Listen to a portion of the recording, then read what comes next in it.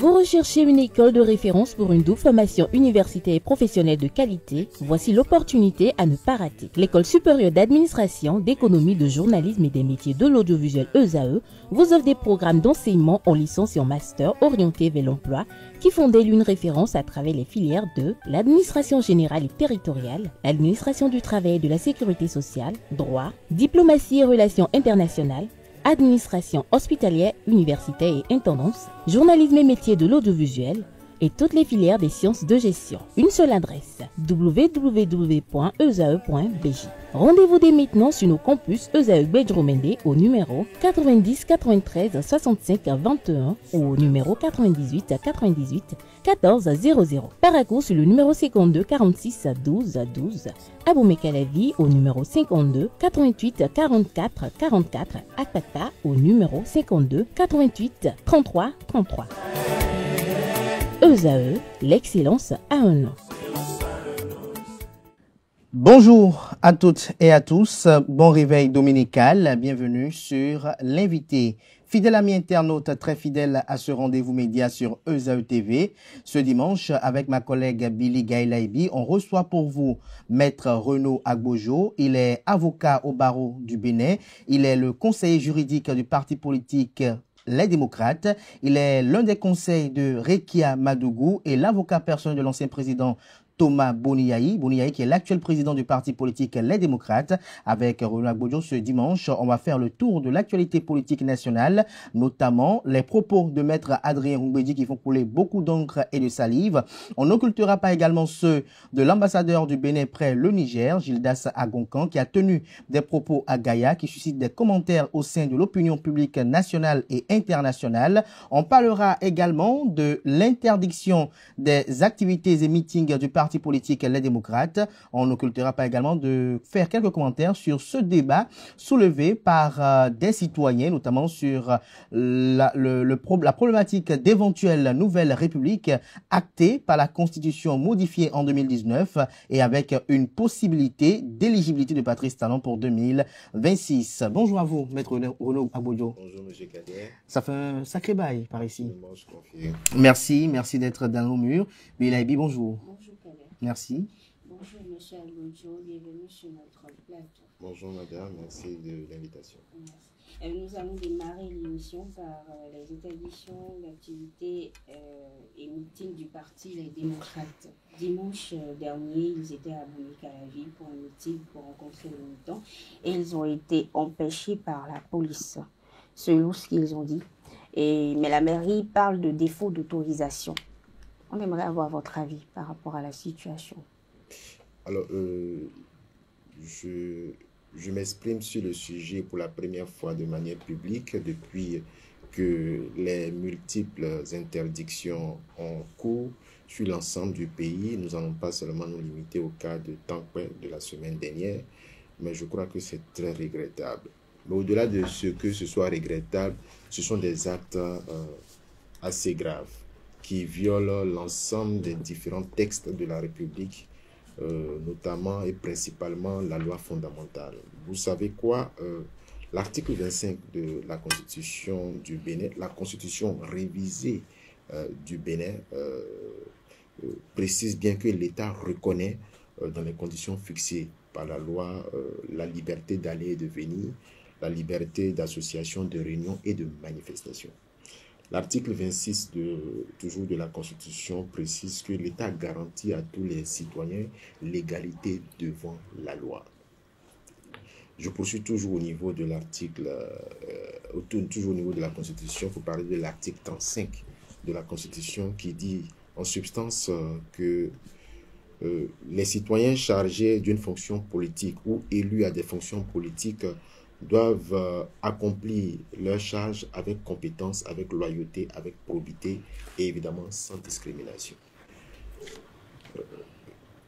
Le parti politique Les Démocrates revendique son statut de parti politique de l'opposition.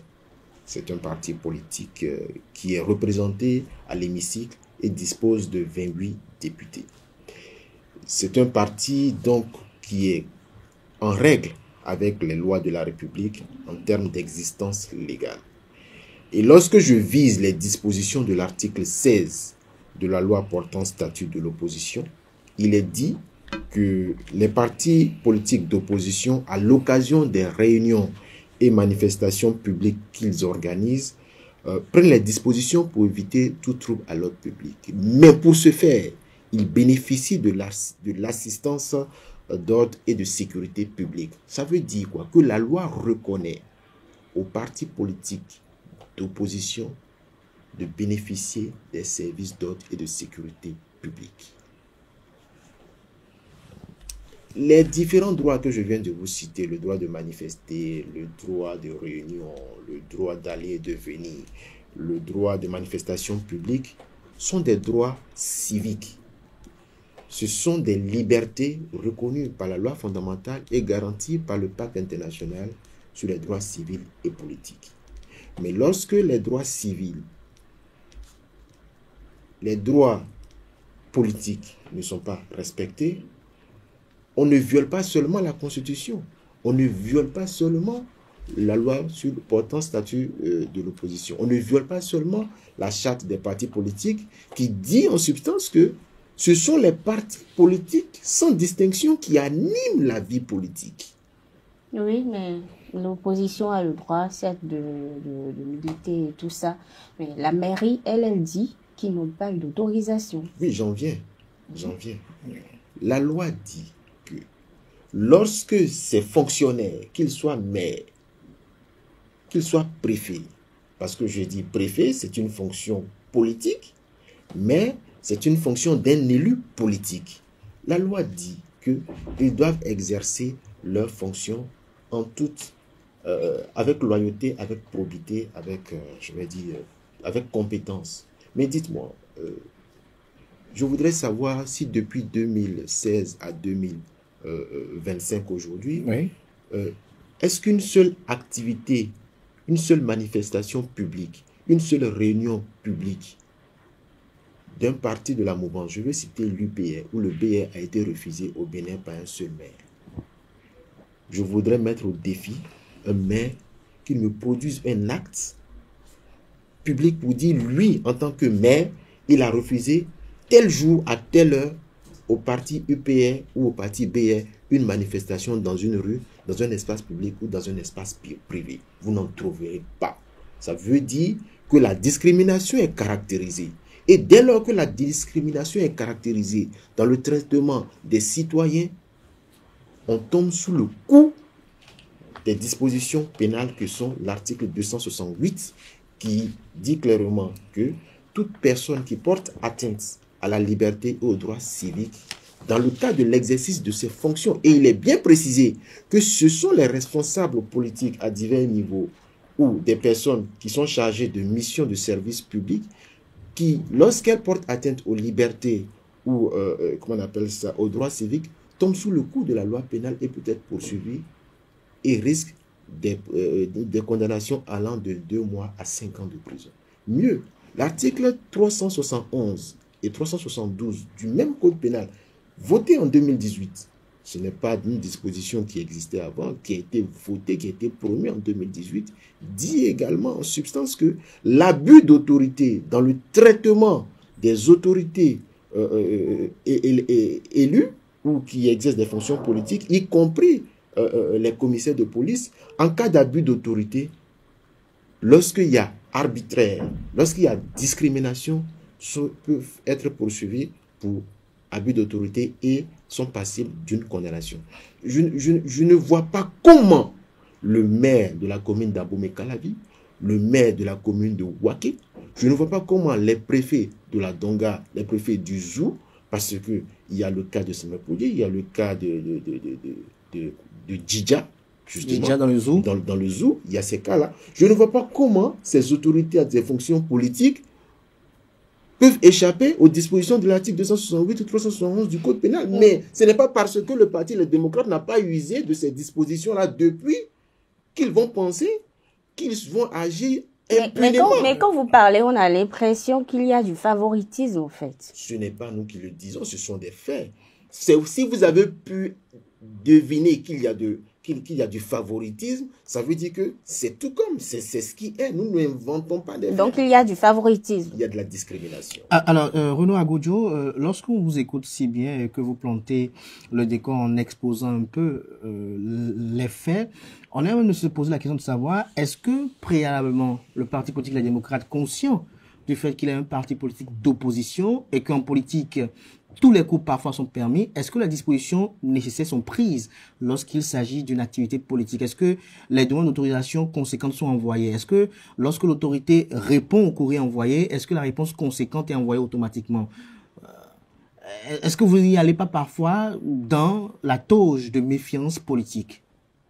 Le 3 février 2025, le deuxième vice-président du Parti Les Démocrates, l'honorable Nouréni Achadé, a saisi le maire de Ouaké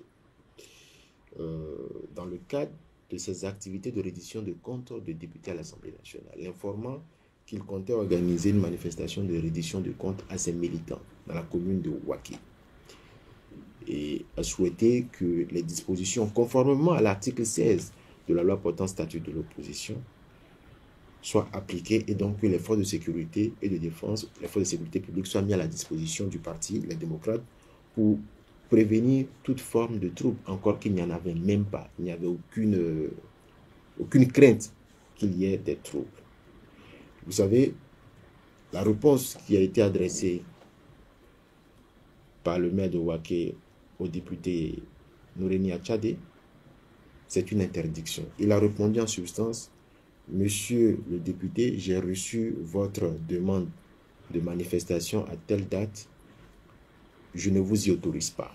Il n'y a pas eu de mobile évoqué. Je vous dis, je suis venu avec la réponse du maire de Ouaké. Je vais vous la laisser à la fin de l'émission. Il a dit sans embarras, je ne vous y autorise pas. Aucune motivation.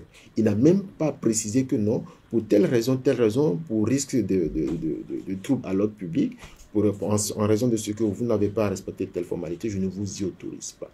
Il a dit clairement que je ne vous y autorise pas. Mais est-ce que j'ai besoin d'expliquer plus que là, nous sommes en face d'un arbitraire?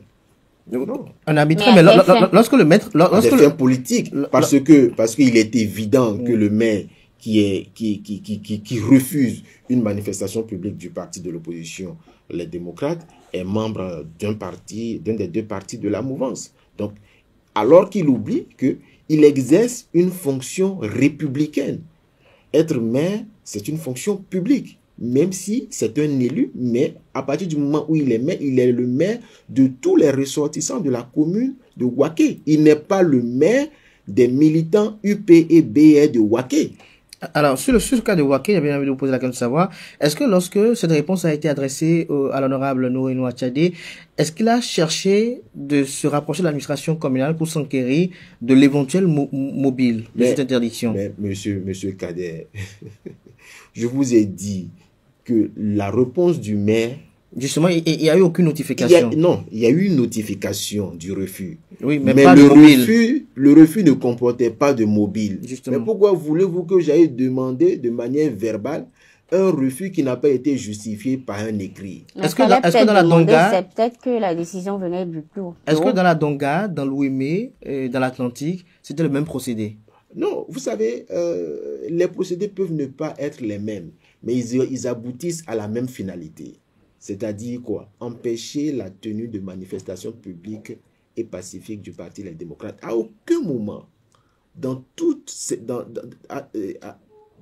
interdictions, à aucun moment, il n'a été reproché au Parti Les Démocrates un risque de trouble à l'ordre public. Ce n'est que à cette seule condition qu'une manifestation publique peut être interdite. Ce n'est qu'à cette seule condition. Aucune autre condition ne peut amener une autorité politique, soit-elle membre d'un parti de la mouvance ou pas, à refuser une manifestation publique à un parti politique régulièrement constitué. Alors aujourd'hui, Renaud Agodjo, que compte faire le Parti politique Les Démocrates face à tout ce que vous avez eu à vivre? Non, je pense que vous avez déjà eu une idée de ce que le Parti Les Démocrates compte faire. Dans tous les cas, je pense que le Parti Les Démocrates est un parti qui est attaché à la loi. Et nous, en tant que conseil juridique du Parti Les Démocrates, nous veillons à ce que les droits du Parti Les Démocrates soient respectés en tout état de cause. Le Parti Les Démocrates, je voudrais informer l'opinion publique nationale et internationale que le Parti Les Démocrates va se réunir publiquement et pacifiquement. Il n'y a rien à faire. Même s'il y a une interdiction de manifester?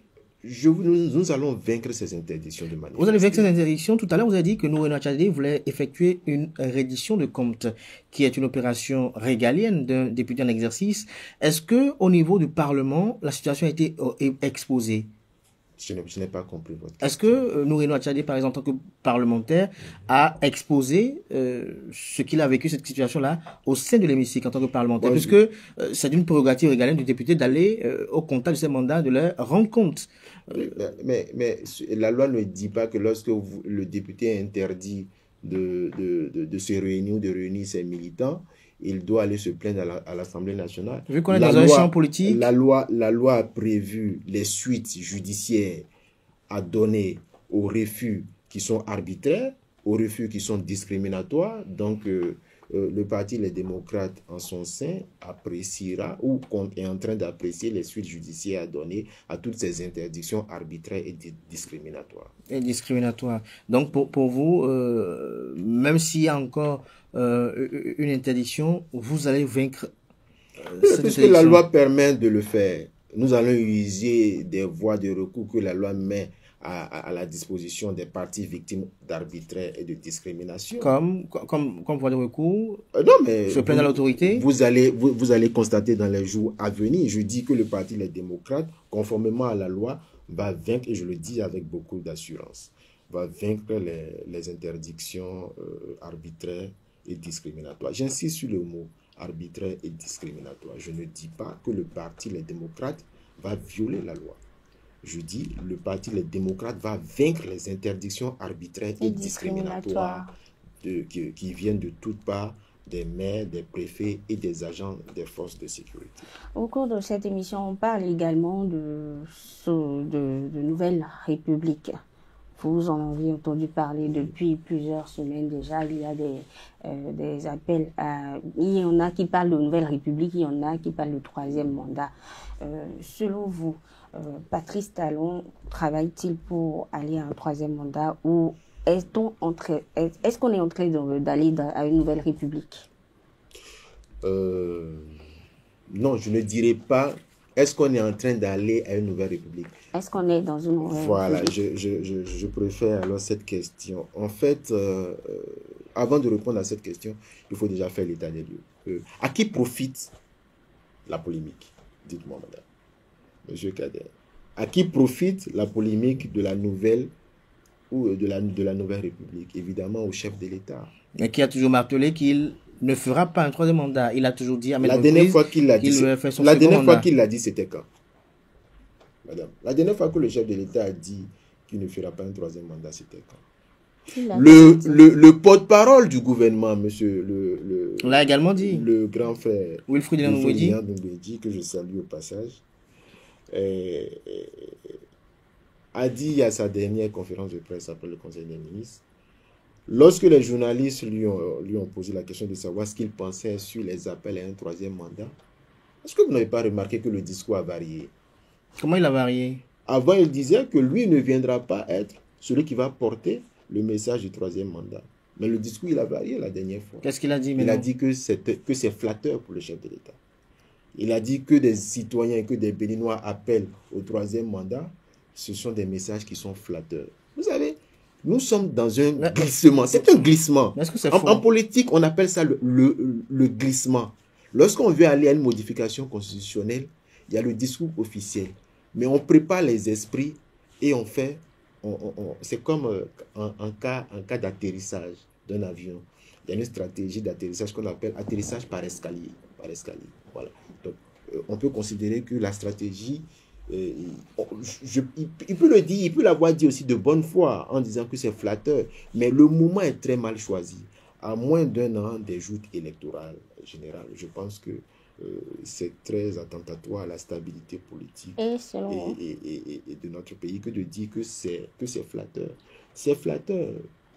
C'est peut-être vrai, mais ce n'est pas la question qu'on lui a posée. Ce n'est pas la question qu'on lui a posée. Et aujourd'hui, je pense que pendant qu'on punit, on écarte toute personne qui ambitionne d'être candidat pour le compte de la majorité, pour le compte des partis qui sont de la mouvance, le cas de M. Samusedou Adambi, qui est le cas le plus récent. Avant lui, à tort ou à raison, les partisans de M. Olivier Bokor avaient annoncé Urbi et Orbi qu'il serait candidat. Mais là, il y a eu un procès. Vous êtes juriste, vous êtes avocat. Je ne parle pas du procès. Je dis, en tout état de cause, les partisans de M. Olivier Bokor ont exprimé leur volonté d'être candidats pour le compte des partis de la mouvance. M. Olivier Bokor a été mis au frais. Il y a une décision, elle est critiquable, certes, mais critiquable comment? Non, ce n'est pas ça le sujet.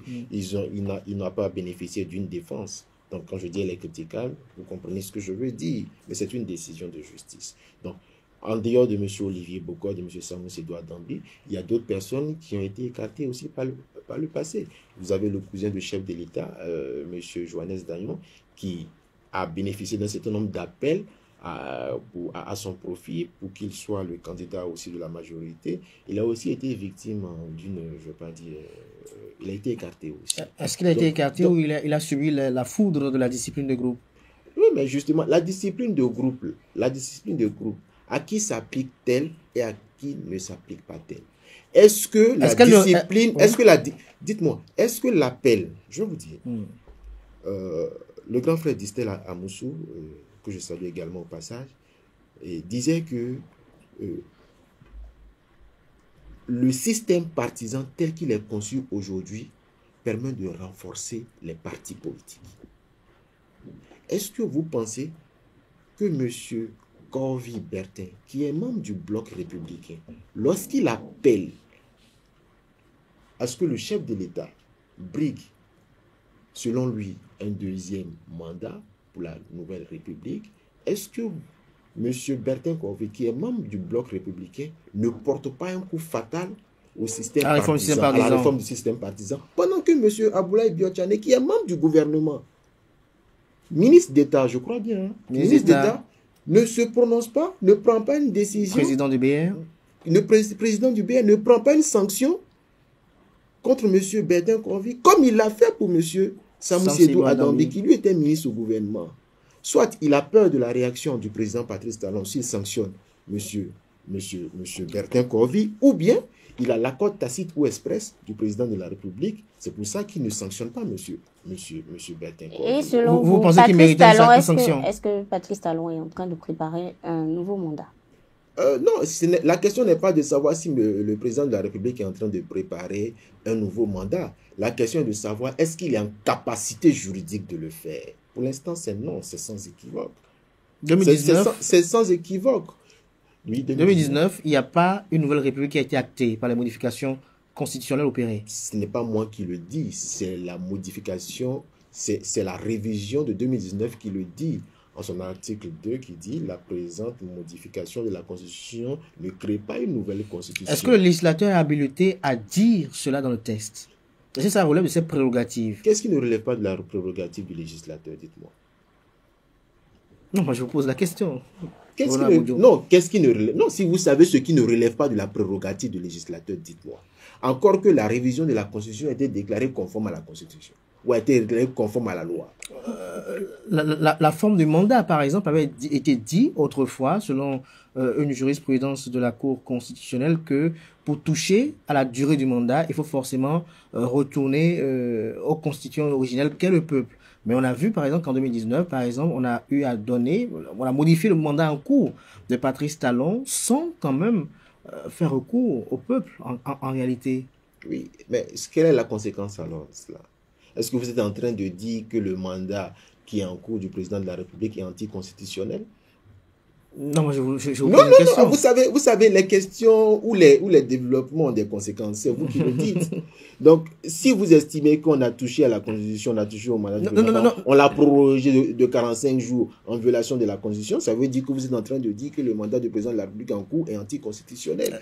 Est-ce que c'est en violation de la Constitution ou bien on a créé de nouvelles traditions républicaines Non, vous savez. avec ce qui a été fait? Vous savez, le juriste, le juriste est, par chance, je suis avocat, on ne sait pas faire dire à la loi ce que la loi elle-même ne dit pas.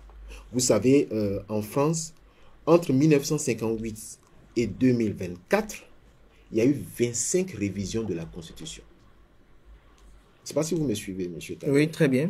Entre 1958 et 2024, il y a eu 25 révisions de la Constitution sous la 5e République en France. Je dis bien 25.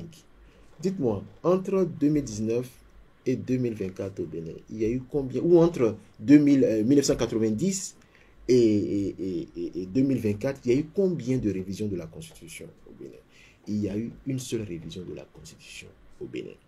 Et la forme républicaine, la durée du mandat, tout ce qui concourt qu'on appelle ça, à la représentation nationale, le régime politique, ça n'a pas été touché. Donc les fondamentaux de l'État ou de la République, sa forme, n'ont pas été impactés.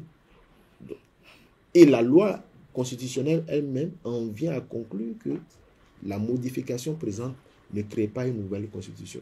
Vous savez, c'est pour ça que je reviens à la première question, M. Kader. Vous savez, il faut qu'on apprenne à promouvoir les valeurs républicaines. Il faut qu'on apprenne à promouvoir les traditions républicaines au Bénin. Nous avons perdu le sens des traditions républicaines au Bénin. C'est-à-dire que on s'accommode de tout ce qui permet aux souverains de se maintenir au pouvoir. Parce que on pourra bénéficier de bakshish, on pourra bénéficier de dividendes, rien que pour pouvoir satisfaire l'ego du souverain. Je pense que c'est en violation des traditions républicaines et M. Bertin Corvy n'a pas besoin de ça. M. Bertin Corvy... Mais il n'est pas le seul à susciter une nouvelle mandature. Il y a qui d'autre? Il y en a qui suscitent. Non, moi, je n'en connais pas d'autres. Peut-être qu'il est celui qui est le plus médiatisé. Mais il y en a je pense que c'est celui, il faut le reconnaître, c'est celui dont la voix est un peu plus audible. Hein, je pense, c'est pour ça. Encore que... Est-ce qu'il n'est pas le porte-voix d'une frange de la population? Hier, j'aurais appris, je ne sais pas, hier, un peu tard dans la soirée, j'aurais appris que la Cour a déclaré irrecevable les recours, les recours qui appellent à dire que nous sommes dans une troisième république. Mais donc le débat, il est clos. Le débat, il est clos, ou alors c'est un test. On peut considérer que c'est un test, comme, je vais dire... Un ballon d'essai. Un ballon d'essai, merci pour le mot. C'est un ballon d'essai pour préparer psychologiquement les Béninois pour qu'en 2026, au cas où le Parlement monocolore serait réédité, on puisse aller à une modification constitutionnelle. Mais je me permets de vous demander, est-ce qu'aujourd'hui, le Parti Les Démocrates dispose d'assez de ressources pour pouvoir affronter le pouvoir en place, même si le pouvoir en place, le régime en place est déjà presque à sa fin? Est-ce que les démocrates disposent d'assez de ressources pour contrecarrer ce régime en place-là? Ah oui, le Parti Les Démocrates dispose de beaucoup de ressources intellectuelles pour aller aux élections générales de 2026. Et justement, les interdictions auxquelles nous faisons allusion tout à l'heure participent à la stratégie pour écarter le Parti Les Démocrates. Parce que le parti représente une menace. Ce n'est pas le Parti Les Démocrates qui représente une menace, c'est le peuple béninois aujourd'hui qui représente une menace pour le régime en place. Parce que le régime en place... Il va au contact du peuple d'ici 1 ou 2 mois. Oui, bon, je pense qu'en 10 ans, c'est la deuxième fois qu'il va au contact du peuple. La deuxième fois ou troisième fois. Cette tournée initiée là pour avril, c'est quoi l'objectif? C'est vraiment, on a parlé de reddition de comptes, mais selon vous, est-ce que c'est proprement dit reddition de comptes? Contact avec la population. Non, ce contact avec la population, c'est son droit. Vous savez, le chef de l'État, il a une obligation de rendre compte, il y a le devoir de redevabilité. Mais est-ce que le timing choisi n'a pas un timing qu'on appelle ça, ce n'est pas une pré-campagne, soit pour lui-même ou pour son dauphin, puisqu'il a dit qu'à 6 mois des élections, il va s'impliquer activement pour que celui qu'il va désigner soit celui-là que le peuple va choisir et voilà, puisse répondre aux critères que lui, il s'est établi. Mais c'est légitime pour tout chef d'État de vouloir quand même œuvrer par les moyens légaux dont il dispose pour quand même installer à sa suite quelqu'un qui puisse pérenniser sa vision. Nous ne disons pas le contraire. Oui. Nous ne disons pas le contraire, mais nous disons que pendant que le chef de l'État fera sa tournée, le Parti Les Démocrates continuera aussi de manifester, de poursuivre sa reddition de comptes. Donc ça veut dire pendant que le chef de l'État pourra expliquer aux populations ce qu'il a fait, le Parti Les Démocrates aussi expliquera aux populations ce que le chef de l'État a aussi fait, parce que pendant les 10 ans, ce sont les pauvres qui ont été combattus, ce n'est pas la pauvreté. Les pauvres et non la pauvreté. Oui, ce sont les pauvres qui ont été combattus, ce n'est pas la pauvreté. Aujourd'hui, vous allez constater que les Béninois ont du mal à se nourrir et à bénéficier de 3 repas par jour. Aujourd'hui, vous allez remarquer que les Béninois, je vais dire, il y a beaucoup plus de chômage qu'en 2015. Vous allez remarquer qu'aujourd'hui, la jeunesse béninoise prend de plus en plus le chemin de la Méditerranée et passe par la mer. Moi, je ne l'avais jamais entendu avant 2016. Est-ce qu'il y a des statistiques pour le prouver? Absolument. Il y a des articles, il y a des articles de presse internationaux qui disent que parmi les migrants, on ressent un bon nombre de jeunes béninois. Ça veut dire qu'aujourd'hui... il y a quand même des programmes, Azoli, la G10, bien d'autres choses que le gouvernement se targue d'avoir créé pour favoriser un peu les jeunes. Favoriser un peu, mais je pense qu'aujourd'hui, le constat, il est implacable. Il est implacable si dans le même temps, vous avez un discours qui confesse ou qui dit que vos programmes sont allés en faveur de cette population et que dans le même temps, les indicateurs indiquent le contraire, ça veut dire que quelque part, il y a eu fausse note. Mais des indicateurs macroéconomiques disent que la santé économique du Bénin se porte très bien. Vous savez, entre ce qui se voit et ce qui est, il y a toujours un fossé. Il y a toujours un fossé. Et la politique économique d'un État, il n'y a pas, et ça je reprends les propos d'un homme politique que je respecte énormément, il n'y a pas de croissance économique sans émergence sociale. Il n'y a pas de véritable croissance économique sans émergence sociale. Ça veut dire quoi? Lorsque vous faites des routes, c'est bien, encore que ce n'est pas à partir de 2016 que les routes ont commencé à être faites au Bénin. Lorsque vous faites de grandes infrastructures économiques, mais quel est l'impact sur la vie des citoyens quand aujourd'hui la place de l'Amazon à visiter et comment on appelle ça, il n'y a pas de subvention, il n'y a pas de prise en charge de la dialyse. Lorsque aujourd'hui comment on appelle ça, l'assurance maladie universelle a du mal à prendre son envol. Lorsque aujourd'hui les femmes qui bénéficiaient de l'assistance... Mais il y a le chic qui a été construit. Permettez-moi de finir, oui. je vais en parler d'ailleurs. Lorsque les femmes qui accouchaient bénéficiaient de la gratuité de la césarienne, ça a été rompu. Lorsque aujourd'hui, en termes d'indice du développement humain, le Bénin a reculé d'au moins 20 places en arrière. Mais dites-moi, ce n'est pas nous qui l'inventons, ce sont des faits, ce sont des chiffres. Vous me parlez du chic. C'est bien beau. Mais ceux qui sont recrutés au niveau du chic, à combien sont-ils rémunérés? Est-ce que le traitement qui est fait aux médecins béninois au niveau du chic est le même que les expatriés qui viendront travailler dans le chic? Parce que, figurez-vous... Ce n'est pas une question de compétence. C'est une insulte faite aux Béninois que de dire qu'ils ne sont pas compétents. Non, on ne dit pas qu'ils ne sont pas compétents. Il y a des expertises. Les médecins béninois nous avons toute forme de spécialistes au Bénin. Les oncologues, les chirurgiens. Mais pourquoi malgré ces spécialistes, certains des politiques de l'élite préfèrent aller se faire soigner à l'étranger? Est-ce que c'est pas en voulant solutionner cela que le chic a été installé moi, je pense que Calavi? c'est plutôt, je vais dire, excusez-moi, c'est plutôt un complexe en fait. C'est un complexe. C'est le manque de confiance. C'est le manque de confiance justement, à l'endroit des compétences. Est-ce que vous ne vous êtes jamais fait soigner? Non, c'est pas que Patrice Talon qui a... Non. Est-ce que vous ne vous êtes fait jamais soigner dans une clinique au Bénin? Mais en dehors du côté pas des sanitaire, Béninois. Oui. En dehors du côté sanitaire, vous pouvez reconnaître qu'il y a des choses qui ont été faites. Lesquelles? Des réalisations. Lesquelles? Le PAG, vous n'observez pas? Non, mais moi, donnez-moi des faits, je vous donnerai mon opinion. Oui, vous dites, je ne peux pas me prononcer. Vous avez relevé des insuffisances et tout.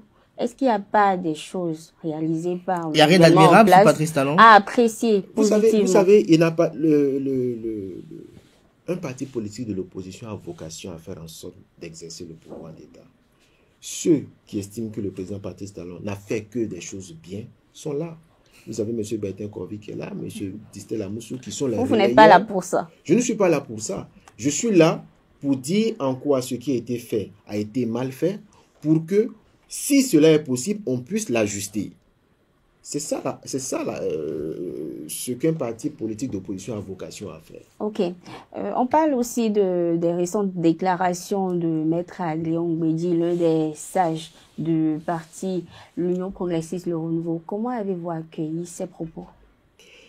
Vous savez, madame, j'étais, oui, je ne sais pas où est-ce que j'étais, mais je crois que j'étais chez moi à la maison, lorsque j'ai vu, on m'a balancé la vidéo du président Adrien Ngwedi, déclarant que tout ce que nous vivons aujourd'hui, c'est l'exclusion. À une seule cause, c'est l'exclusion.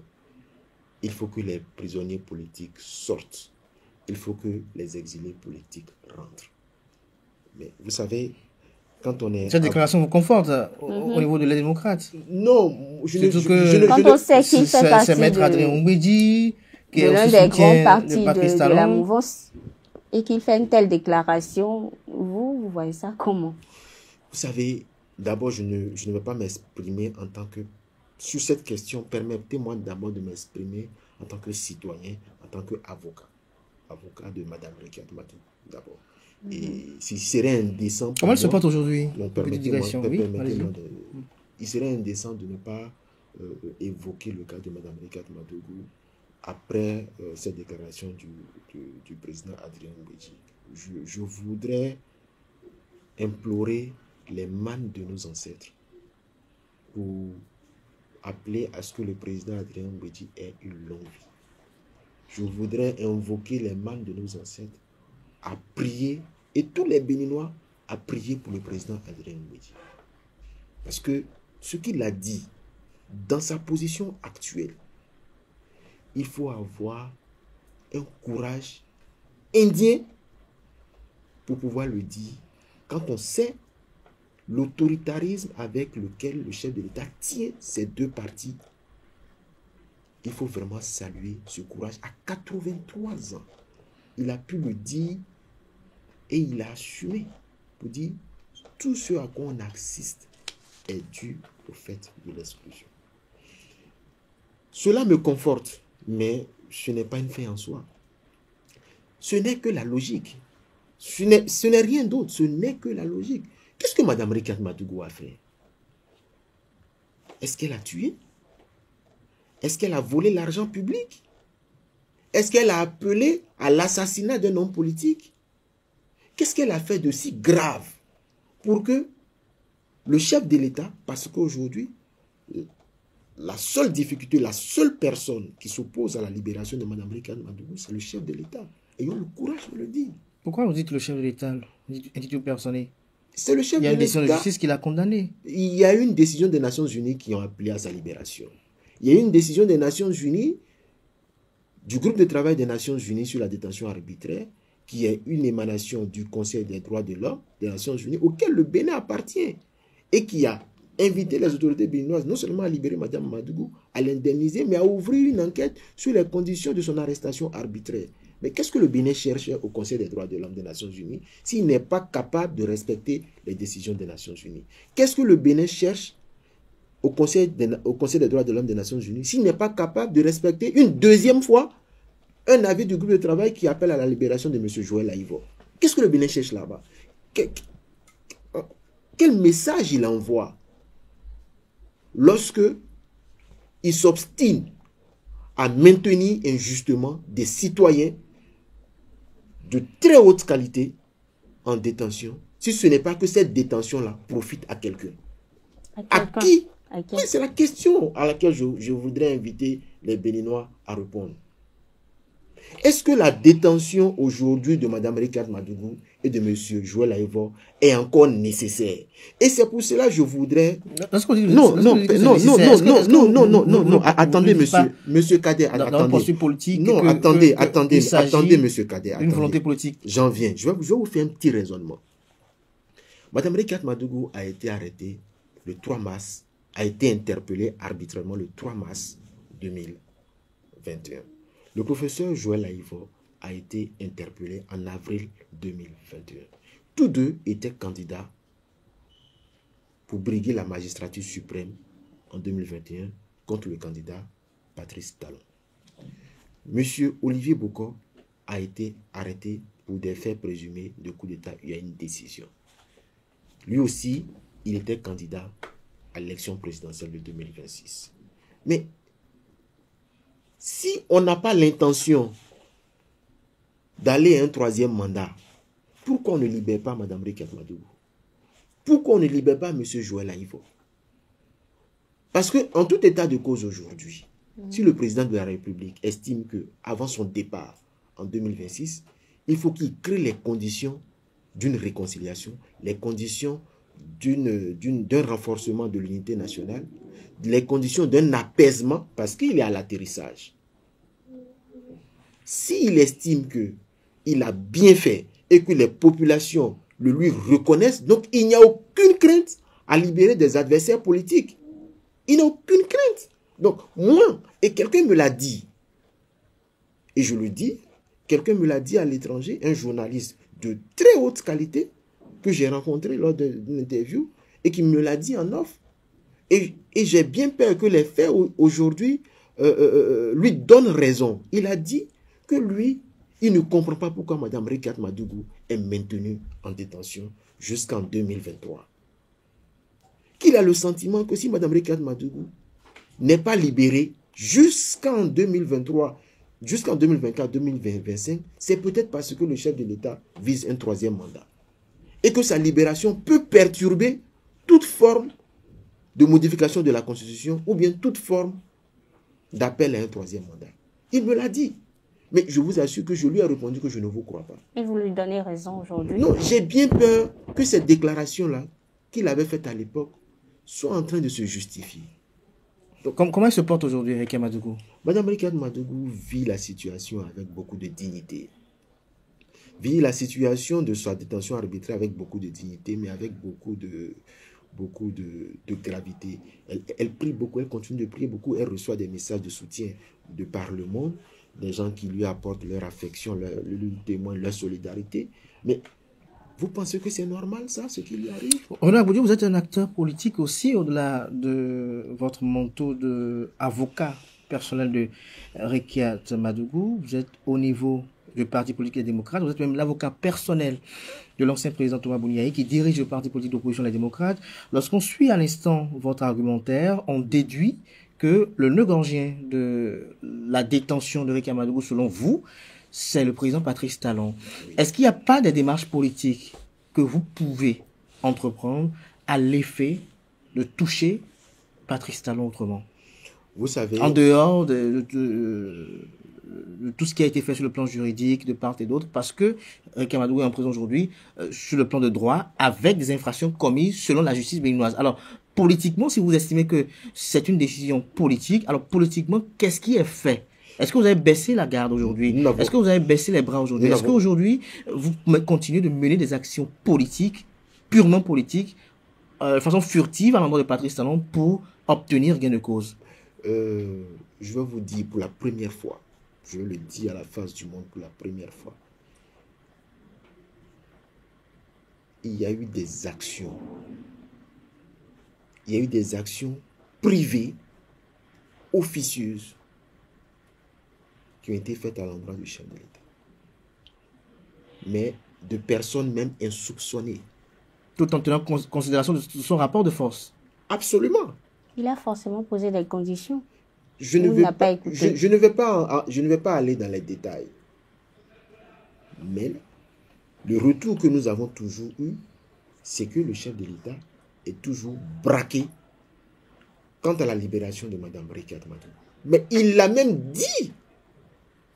Je ne sais pas si c'était en octobre 2023 ou en novembre 2023, lorsqu'il a reçu les représentants du parti politique, les démocrates, le président Boni Yayi et les 2 vice-présidents. Il a dit que lui ne comptait pas accorder la grâce à Mme Brigitte Madougou. Il l'a dit. On est en 2023, nous sommes en 2025 aujourd'hui. Oui, ben c'est vrai que les réalités de 2023 peuvent ne pas être celles de 2025. Mais est-ce que vous, aujourd'hui, vous avez le sentiment que nous sommes en train d'aller vers un dégel en ce qui concerne la situation d'incarcération arbitraire de Mme Brigitte Madougou? Non. Il y a eu des actions qui ont été posées. Le président Boni Yayi l'a même demandé officiellement, aussi bien pour Mme Brigitte Madougou que pour le professeur Joël Aïva. Donc, nous n'avons rien vu venir en termes d'apaisement. Mme Brigitte Madougou, dites-moi aujourd'hui,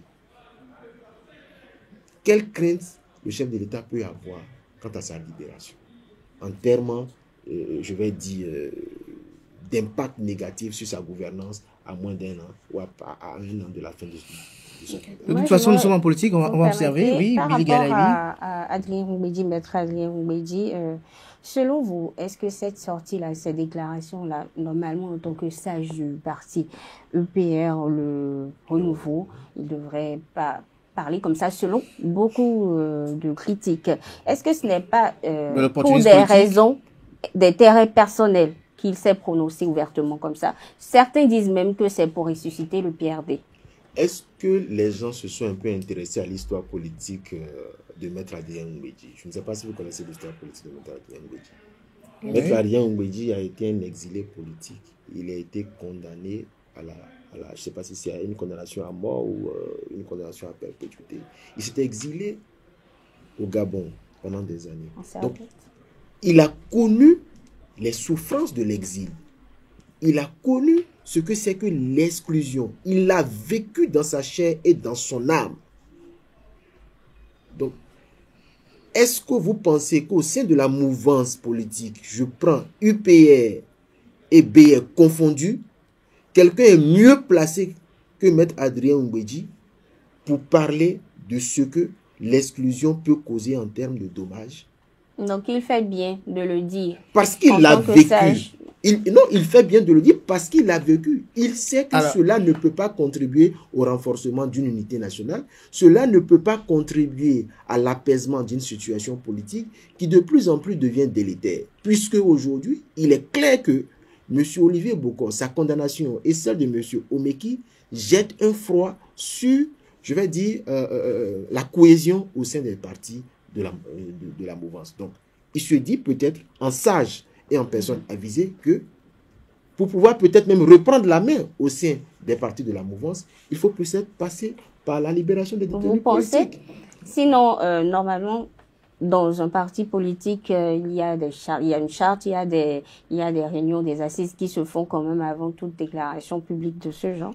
Est-ce que vous êtes en train de me dire alors que les déclarations que M. Bertin Corvi fait en appelant au 3e mandat sont des déclarations qui sont validées par la haute direction du BR?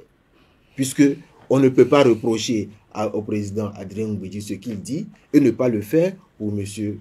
Bertin Corvi. Alors, Renaud Abodjo, on ne va pas faire du 2 poids 2 mesures. Avant de conclure cet entretien, on sent que le terreau fertile sur lequel Maître Adrien Roubedi s'est exprimé, c'est cette affaire de complot contre la sûreté de l'État. Un procès s'est déroulé à la Cour de répression des infractions économiques et du terrorisme, CRIET. Vous êtes avocat, c'est sûr que vous avez suivi de très près, en tant qu'homme de droit, les débats à la barre de part et d'autre. Vous avez suivi également les réquisitions et la condamnation. En tant qu'avocat, lorsque je vous dépouille de votre toge de politicien, quelle est votre opinion? Que pense le citoyen de ce procès-là? Le sentiment que j'ai comme le sentiment.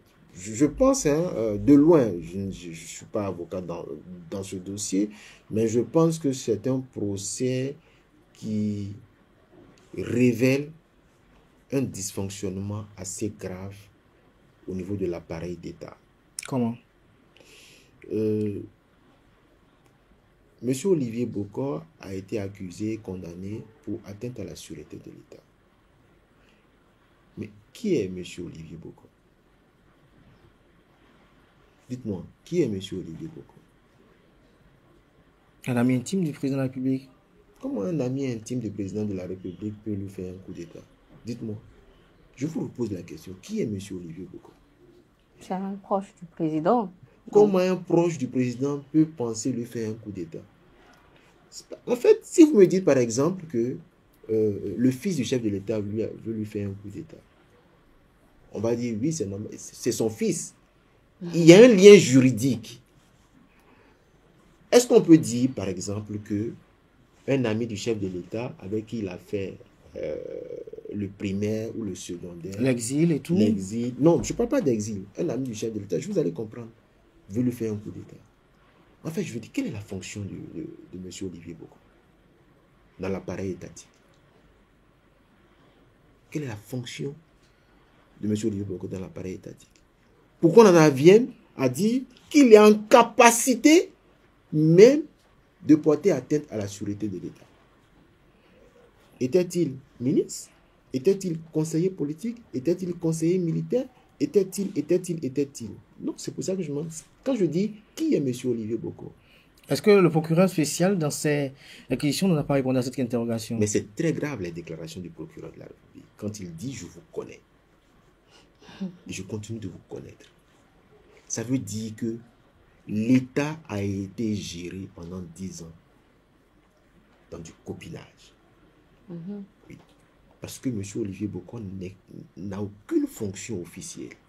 Mais si on a pu lui attribuer autant de capacités de nuisance jusqu'à vouloir remettre en cause l'ordre constitutionnel, ça veut dire que ce n'est pas la faute à Olivier Bokor. Moi, je pense qu'Olivier Bokor n'en est pour rien. Donc, on ne devrait pas le condamner. Non, je ne dis pas ça. Qui a favorisé cette situation? C'est le chef de l'État lui-même. Est-ce qu'il avait tort d'avoir confiance en quelqu'un à qui il a dit qu'il aide beaucoup dans la fonction? Non, justement. Quand vous voulez qu'une personne vous aide dans la fonction, vous lui donnez un statut officiel. C'est ça le devoir républicain. C'est ça l'obligation. C'est Patrice Talon que les Béninois ont élu. Et le Patrice Talon, le chef de l'État, a autour de lui des collaborateurs. On a connu M. Joannès Dagnon, son conseiller. On a connu le ministre Séverin Quenam en tant que ministre de la Justice. M. Omeki, ils avaient des statuts bien connus. Mais moi je dis que si M. Olivier Bokor, qui n'avait aucun statut connu, en vient à être quasiment appelé le vice-président du Bénin, ça veut dire que la gestion du pouvoir d'État par le président Patrice Talon a connu beaucoup de légèreté. Beaucoup de légèreté. Vous pensez légèreté? Oui, légèreté parce qu'il a dû ou peut-être confier à un ami des responsabilités étatiques sans aucune base légale. Étatique ou politique? Étatique. Étatique. Parce que j'aurais appris que le chef de... je peux me tromper, hein, j'aurais même appris que M. Olivier Bokor payait des salaires. Payait des salaires. Je trouve que c'est extrêmement... Vous savez, un État... Il y a beaucoup de choses qui se racontent, hein, qui se disent. Oui, c'est pour ça que je parle au conditionnel. Je dis, un État, c'est je vais dire... Est-ce qu'il n'est pas un mythe, même, Olivier Boko, en réalité? Parce que beaucoup se sont dit... Je n'ai jamais échangé, je n'ai jamais... Donc, on même dit qu'il nourrissait des gens au sein de votre parti politique, qui payaient des salaires aussi, au niveau de la démocrate. J'ai été évoqué. Vous n'avez pas été évoqué, mais ça s'est dit aussi. Non, c'est pour vous dire toutes les spéculations autour de l'homme. Vous avez dit que je n'ai pas été évoqué, mais donc si je n'ai pas été évoqué, je n'ai pas à m'intéresser sur les autres noms qui ont été évoqués, puisque... Oui, mais est-ce que vous pensez... Justement, mais vous, Renaud Abodjo... Pour que moi, je puisse dire si c'est vrai ou pas, il faut que cela s'applique à moi. Oui, justement, mais au regard de votre stature au sein de cette formation politique, est-ce que vous pensez, au regard, lorsque vous échangez avec les uns les autres sur la gouvernance de Patrice Talon, on vous connaît, on vous a écouté ce dimanche, par exemple, sur la gouvernance de Patrice Talon, est-ce que vous pensez qu'il y en a parmi vous qui allaient accepter être dans des accointances incestueuses avec Olivier Boko? Qu'est-ce que vous appelez accointance incestueuse avec Olivier Boko? Je ne sais pas ce que ça veut dire accointance incestueuse avec Olivier Boko. Non, parce que des gens ont dit, ça fait dit qu'il y a des démocrates, par exemple, qui prenaient de l'argent chez Olivier Boko, par exemple, aussi. Oui, mais c'est ce que ils ont dit, quel démocrate? Moi, je ne sais pas de qui vous parlez. Est-ce qu'ils ont parlé de moi? Donc, vous avez dit non. Mais parce qu'on n'a pas parlé de vous pouvez y croire. Vous n'êtes pas concerné. Mais revenons à la question. Quand vous dites relation incestueuse, Olivier Boko est un citoyen ou il n'est pas un citoyen? C'est un citoyen. Est-ce qu'au moment, avant son arrestation, il avait le droit de vouloir avoir des alliances avec des partis politiques? Mais on a appris également, la rumeur nous a également dit que M. Olivier Boko a facilité à des députés de la mouvance au sein du BR et de l'UPR qui le soutiennent. Donc, si il peut avoir des soutiens au sein de l'UPR et au sein du BR, pourquoi n'aurait-il pas le droit de chercher à avoir des soutiens dans d'autres partis politiques? Alors, comment appréciez-vous l'appel de M. Kémy Séba en direction du Parti Les Démocrates? Est-ce que M. Kémy Séba a le droit de demander au Parti Les Démocrates de le soutenir pour être candidat? Et ça, c'est un soutien. Mais ici, on dit que... Non. À supposer. Mais à quelle fin M. Olivier Boko voudrait ou aurait financé des personnes au sein du parti? Je parle toujours conditionnel. À quelle fin? Si ce n'est pas pour bénéficier d'un soutien dans l'objectif d'être président de la République. Donc, c'est un homme d'affaires, on ne sait jamais, ils sont souvent très généreux. Non, mais justement, c'est ça le problème. C'est ça le problème aujourd'hui. Patrice Talon en 2006 a financé aussi d'autres candidats, qui étaient candidats. Vous savez aujourd'hui, ce qui est incestueux en réalité, c'est que on n'a pas pu régler la démarcation entre l'homme d'affaires et l'homme politique. Et c'est ça qui est le problème du Bénin aujourd'hui. Il n'y a pas de démarcation entre ce qu'un homme d'affaires peut faire en politique et ce qu'un homme d'affaires ne peut pas faire en politique. C'est ce qui fait qu'aujourd'hui, tout va à volo. Merci à vous, Renaud Abodjo. On va quand même faire un petit commentaire sur les propos de Gildas à Goncan le week-end dernier à Gaïa. Vous avez suivi ces propos qui ont fait couler beaucoup de salive, où il demande pardon au nom du peuple béninois. Est-ce que vous pensez que ces propos sont osés? Est-ce que vous pensez qu'il allait au-delà de ses prérogatives? Aurait-il dit, est-ce qu'il aurait dû se taire, fermer sa bouche? Non, pas se taire, mais avoir de la retenue. Je ne peux pas dire ici qu'il est allé au-delà de ses prérogatives, puisque je n'ai pas des éléments concrets. Le gouvernement ne s'est pas prononcé pour dire que M. Gildas à Goncan est allé au-delà de ses prérogatives. Je dois plutôt penser que si M. Gildas à Goncan l'a dit, c'est que forcément, il a été incité à le dire. Mais il a été rappelé. On ne sait pas les raisons pour lesquelles il a été rappelé. Il a été dit qu'il a été rappelé pour consultation.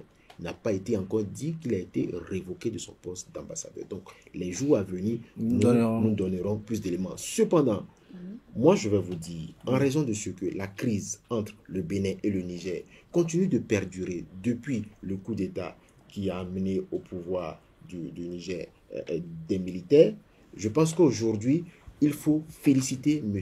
Gildas à Goncan. Parce que c'est un message très fort qu'il a envoyé aussi bien pour le peuple du Niger que le peuple du Bénin, pour dire, quel que soit Alpha, nous devons nous donner pardon. Parce que demander pardon, ce n'est pas seulement quand on a tort qu'on demande pardon. On demande pardon aussi lorsqu'on veut mettre fin à des querelles inutiles. Je pense que M. Gildas à Goncan a agi beaucoup plus en citoyen libre qu'en partisan politique. Ok, elle a supposé que ce n'était pas l'objectif fixé par la hiérarchie au Bénin ici et tout, et que lui, il a quand même pris le devant lui, de sa propre volonté de le dire, de demander pardon au nom du peuple béninois et des autorités béninoises, vu la fragilité des relations entre les deux pays. Est-ce que désormais, maintenant, le Bénin ne va pas se retrouver obligé de demander pardon, justement? Pourquoi le Bénin se retrouvait-il obligé de demander pardon? Et qu'est-ce que cela enlèverait au Bénin si le Bénin demande pardon? Dites-moi, madame. Qu'est-ce que cela enlèverait au Bénin si le Bénin demande pardon? Si demander pardon va amener le Niger à ouvrir sa frontière. Merci à vous, Renaud Agodjo. Nous sommes à la fin de cet entretien. Le rituel, vous le connaissez si bien. Vous avez regardé droit dans votre caméra et dire quelques mots à l'endroit des sympathisants et également de tous ceux qui ont bien voulu suivre cet entretien. Non, bon, le seul message que je peux leur dire, c'est merci d'avoir pris de leur temps pour suivre cet entretien. J'espère avoir été à la hauteur de leurs attentes et nul ne peut prétendre avoir la science infuse. Avec beaucoup d'humilité, je voudrais leur dire mes excuses si je n'ai pas eu à répondre comme il s'attendait. Je dirais que la prochaine fois, je ferai mieux. Merci à vous, Renaud Agodjo. On retiendra de cet entretien que lorsqu'il a été interrogé sur les interdictions des activités et meetings du parti politique Les Démocrates, il a fait savoir que c'est regrettable et assez grave. Il a argumenté et a eu à rappeler des dispositions de la Constitution sur les libertés, les droits civils et politiques. Il a fait savoir également que les partis politiques ont le devoir de jouir de certaines prérogatives républicaines et que au moment opportun, les instances suprêmes seront saisies pour que le parti politique des démocrates puisse arriver à vaincre les interdictions arbitraires et discriminatoires des maires, préfets et agents de police. Il a s'interrogé au cours de son argumentaire de savoir est-ce qu'il y a eu, ne serait-ce une seule fois, un maire, un préfet ou un agent de police qui a interdit une activité des partis politiques du bloc républicain ou de l'Union progressiste Le Renouveau. Pour lui, il a tenu à mentionner qu'à aucun moment il a été notifié dans les cadres d'interdiction d'activité politique du Parti politique des démocrates que telle activité était interdite pour trouble à l'ordre public. Lorsqu'il a été interrogé sur la polémique sur l'éventuelle nouvelle république actée par la révision constitutionnelle effectuée en 2019 avec cette possibilité d'éligibilité de Patrice Talon pour 2026, il s'est interrogé de savoir d'abord dans un premier temps, il a tenu à préciser qu'il n'y a pas de possibilité pour Patrice Talon d'être candidat en 2026. Juridiquement, cela est impossible. Et s'est interrogé de savoir pourquoi le président du parti politique bloc républicain, Abdoulaye Biachane, ne sanctionne pas Bertin Corvée comme il a fait avec Sam Seydou Adambi. Il a tenu à marteler, il a redit encore une seconde fois, Patrice Talon n'est pas juridiquement éligible en 2026. Interrogé sur les propos de Maître Adrien Rongbedji, il a eu à invoquer les mains de nos ancêtres pour une longue vie à Maître Adrien Rongbedji, car pour lui cela résulte d'un courage indien, ce qu'il a eu à dire, car pour lui, s'il n'avait pas ce courage indien, il ne pourrait pas le dire, étant membre de la mouvance présidentielle. Il a également parlé, notamment commentant les propos de Maître Adrien Rongbedji, notamment qui demandait qu'on libère les détenus politiques, c'est ce qu'il a dit, les exilés politiques, c'est ce qu'il a dit également. Il a fait savoir que l'inexécution du Bénin des décisions du groupe de travail sur la détention arbitraire des Nations Unies fait que Rekia Madougou est toujours en prison, pareil pour le professeur Joël Frédéric Aïvo, et donc pour lui, il estime qu'il est quand même obligatoire et nécessaire qu'en cohérence avec les statuts auxquels le Bénin lui-même a eu à ratifier, qu'on puisse libérer Rekia Madougou. Il a eu à faire quelques confidences sur les démarches politiques furtives opérées dans l'ombre pour obtenir une libération de Rekia Madougou auprès du président Patrice Talon. Interrogé sur le procès complot contre la sûreté de l'État, il s'est interrogé de savoir quel est le statut de Olivier Bocor dans la République afin qu'il puisse dire qu'il veut faire un coup d'État à Patrice Talon. Il a eu à commenter un peu l'affaire en tant que juriste et citoyen. Interrogé en fin d'émission sur les propos tenus par l'ambassadeur du Bénin près le Niger, Gildas Agonkan à Gaïa. Il félicite Gildas Agonkan car pour lui ce n'est pas seulement quand on a tort que l'on demande pardon, parfois on le fait pour mettre fin à des querelles inutiles. J'espère que j'ai ramassé plus ou moins vos propos. Je vous félicite, M. Kader, pour ce résumé très synthétique de mon opinion.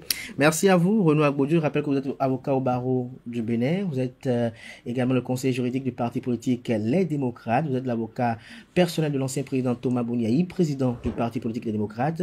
Vous êtes l'un des conseils de Rekia Madougou. Merci d'être passé sur l'invité ce dimanche.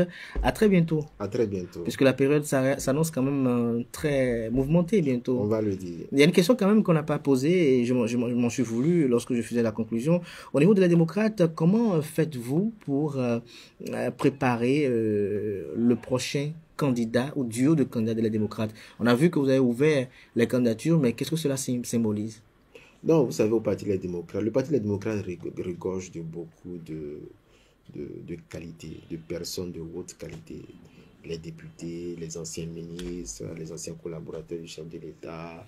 Il y a beaucoup de noms qui circulent. Et en temps opportun... Mais est-ce qu'il y a des repères qui sont déjà fixés? Qu'est-ce que vous entendez par repère? C'est-à-dire pour que notre candidat doit avoir tel critère. Non, on va pas. Est-ce qu'on n'a pas, il n'y a pas encore une circoncision? Non, on n'est pas à ce stade-là. Je vais vous le dire. Des consultations sont en cours. Le député, le deuxième vice-président de l'Assemblée nationale, le doyen Basile Arrossi, l'a annoncé déjà. Les consultations sont en cours, des suggestions sont faites, venant des sages, venant aussi des personnes qui sont intéressées. Donc, je pense qu'au moment opportun et en toute transparence, de façon démocratique, le duo sera présenté à la population et on espère que cette proposition de duo-là va emporter l'assentiment de la population générale et va transcender même les clivages parce qu'il est important de proposer un duo qui transcende les clivages. Transcender les clivages, est-ce que vous serez même prêt à aller prendre un allogène au parti? Qu'est-ce que vous entendez par allogène? Quelqu'un qui n'est pas militant du parti. Oui, c'est ce que je dis. Je ne suis pas le premier responsable du parti. Il y a un président, il y a des vice-présidents, il y a des anciens, il y a des comités qui seront mis en place. Les critères ne sont pas encore totalement définis. Donc, on attend de voir. Encore que, vous avez vu, M. Kémy Séba a appelé le parti Les Démocrates à le soutenir. Donc, rien n'est impossible. Est-ce que le parti est prêt? Non, c'est ce que je dis. Rien n'est impossible. Vous êtes partisan de l'activité politique de Kémy Séba? Qu'est-ce que vous entendez par partisan? Monsieur Kémy Séba est un citoyen béninois. Citoyen béninois, bien évidemment. Mais est-ce que vous êtes partisan de son activisme politique? Il y a une approche. Vous êtes partisan de son approche? C'est ce que je dis. Oui. Monsieur Kémy Séba est un citoyen béninois qui a eu une approche de la politique, mais qui transcende, qui a un élément d'extranéité, c'est-à-dire qui est plus tourné vers le panafricanisme.